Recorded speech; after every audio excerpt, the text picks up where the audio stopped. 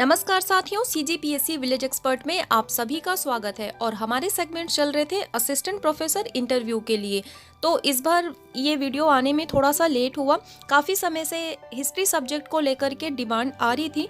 Sorry for being late on this subject. तो चलिए start करते हैं फिर आज का वीडियो स्टार्ट करने के पहले एक बात जरूर कहूँगी, यदि आपको वीडियोस पसंद आते हैं, हेल्पफुल होते हैं, तो वीडियोस को जरूर लाइक करें और अपने उन साथियों के साथ जरूर सर्कुलेट करें जो भी असिस्टेंट प्रोफेसर इंटरव्यू के लिए शामिल हो रहे हैं।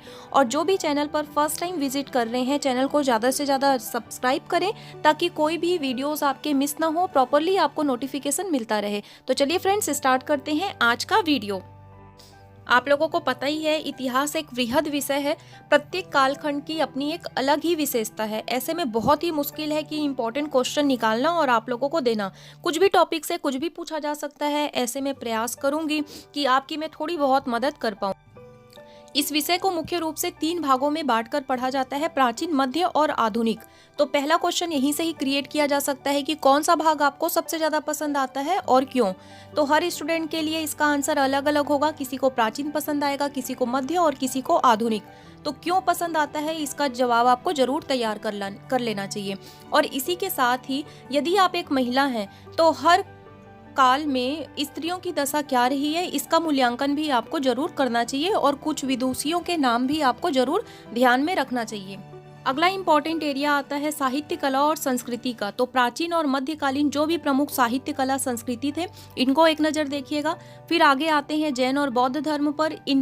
इन दोनों की तुलना करवाई जा सकती है आपसे। इसके प्रमुख सिद्धांत और मान्यताओं को देख लीजिएगा। सीधे सीधे आपसे इनकी मान्यताएं पूछी जा सकती है कि आर्य सत्य क्या है, पंच महाव्रत क्या है, स्यादवाद क्या है, अनेकांतवाद क्या है। ठीक है, अभी मेंस में भी एक लॉन्ग क्वेश्चन दिया गया था कि बौद्ध धर्म का भारतीय संस्कृति पर क्या प्रभाव पड़ा। तो इस तरीके से इनकी वर्तमान प्रासंगिकताओं से भी आपसे प्रश्न किया जा सकता है।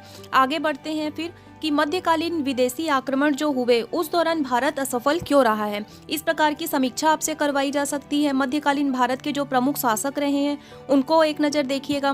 फिर आगे बढ़ते हैं मौर्य काल की ओर। तो मौर्य काल में मोस्ट इम्पॉर्टेंट है अशोक का धम्म, कौटिल्य का प्रशासन। तो कौटिल्य की जो रचना थी अर्थशास्त्र, उस पर आपसे बात की जा सकती है। उनके जो सप्तांग विचारधारा थे जिसपे उन्होंने राज्य की सावेत जीव से तुलना की थी। इसके अलावा उनका मंडल सिद्धांत है ना। और मौर्य काल के अर्थशास्त्र के अलावा और क्या क्या साक्ष्य हैं इस दौरान। क्या कोई विदेशी यात्री आया था, छत्तीसगढ़ से कोई प्रमाण मिला है क्या। भारतीय इतिहास के वे पन्ने जो सीधे छत्तीसगढ़ से कनेक्ट करते हैं उन पर आपको पैनी नज़र बनाए रखनी चाहिए।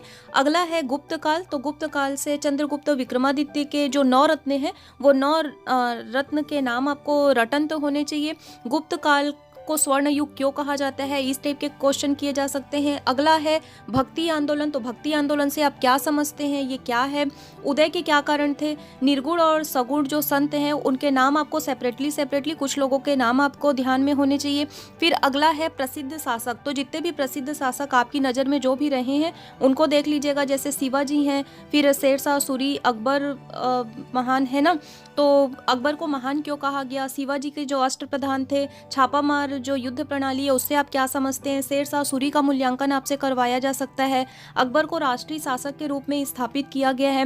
जिस प्रकार से भारतीय इतिहास में अकबर और औरंगजेब को इंट्रोड्यूस किया गया है, तो आपसे व्यूज़ आपके लिए जा सकते हैं। क्या इतिहास का पुनर्लेखन किया जाना चाहिए, आपके इस पर क्या विचार हैं। ठीक, फिर अगला क्वेश्चन आपसे बनता है भारत या फिर विश्व इतिहास में कौन सा व्यक्तित्व है जो सबसे ज़्यादा आपको प्रभावित करता है और क्यों करता है। ऐसे क्वेश्चन भी आपसे किए जा सकते हैं। अगला इंपॉर्टेंट एरिया है 1857 की क्रांति। तो ये अपने आप में बहुत ही वृहद है, कहीं से कुछ भी क्वेश्चन यहाँ पे किया जा सकता है। इसके उदय के क्या कारण थे, तो यहाँ पर भी बहुत से आयाम है। सामाजिक, धार्मिक, राजनीतिक, आर्थिक अलग अलग कारण थे, तात्कालिक कारण अलग थे। तो कोई सा भी कारण आपसे पूछा जा सकता है। इसके अलावा 1857 की क्रांति असफल क्यों हुई और 1857 की क्रांति का पूरा मूल्यांकन आपसे करवाया जा सकता है। फिर क्रांति और आंदोलन में क्या अंतर है, आप इससे क्या समझते हैं। फिर जो भी प्रमुख वाद हैं जैसे सामंतवाद, राष्ट्रवाद से आप क्या समझते हैं। अगला क्वेश्चन आपका बनता है प्रमुख सामाजिक धार्मिक आंदोलन से। तो पहले तो इन आंदोलन के उदय के क्या कारण हुए और जो भी प्रमुख आंदोलन हुए उनके प्रवर्तक के नाम, उनको लाए जाने का क्या उद्देश्य था, भारतीय समाज पर उनके क्या योगदान रहे हैं। तो इनको जरूर देख लीजिएगा। जैसे कुछ इंपॉर्टेंट है आपके आर्य समाज, ब्रह्म समाज, प्रार्थना समाज, रामकृष्ण मिशन इत्यादि। आगे बढ़ते हैं आधुनिक इतिहास की ओर।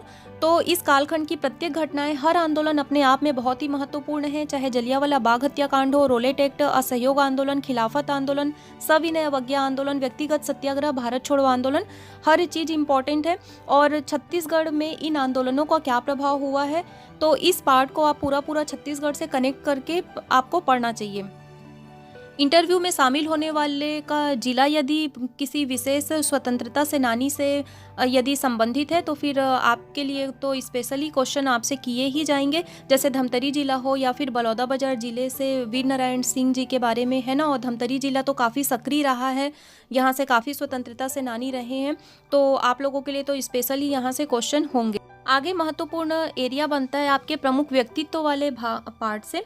तो जैसे गांधी जी हैं, नेहरू, भगत सिंह, सुभाष चंद्र बोस, तिलक, इनके योगदान पर आपसे बात की जा सकती है ना। और साथ ही छत्तीसगढ़ के जो प्रमुख व्यक्तित्व रहे हैं, जो भी स्वतंत्रता सेनानी हुए हैं यहाँ से, उनको आप जरूर देखिएगा।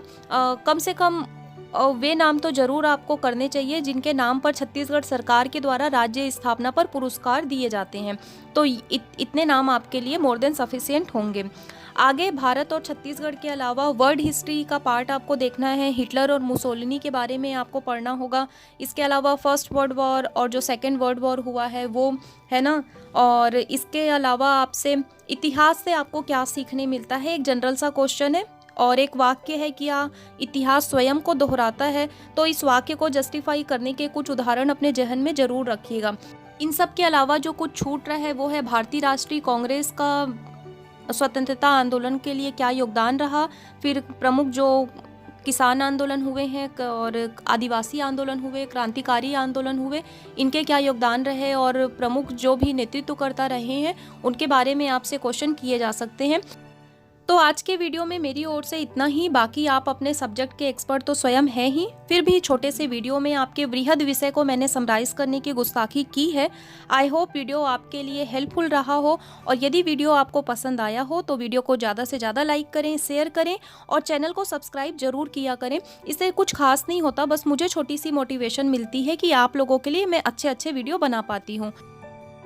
इसके अलावा ऐसे वे सभी स्टूडेंट्स जिनके इंटरव्यू अभी बाकी हैं और उनके विषय पर मैंने वीडियोस नहीं बनाया है, और यदि आपको हेल्प चाहिए तो कमेंट बॉक्स के जरिए आप अपना संदेशा मुझ तक पहुंचा सकते हैं। आपके पर्टिकुलर उस सब्जेक्ट पर मैं वीडियो जरूर बना के आपकी हेल्प करूंगी। अंत तक बने रहने के लिए आप सभी का सहृदय आभार। Thank you very much.